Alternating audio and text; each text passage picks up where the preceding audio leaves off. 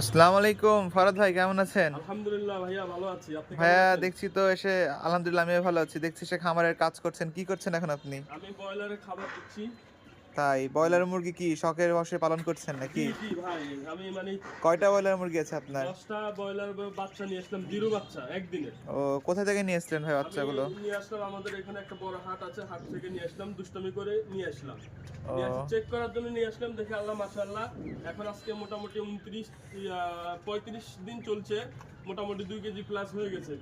তাই, আর প্রত্যেকটা বাচ্চা জীবিত আছে, এখন পর্যন্ত সুস্থ আছে আলহামদুলিল্লাহ আল্লাহর কাছে।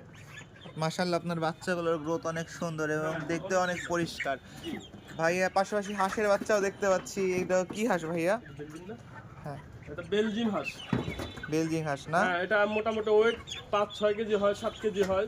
এটাও ১০টা বাচ্চা নিয়েছিলাম, আলহামদুলিল্লাহ সবগুলো ভালো আছে, ও, সুস্থ আছে।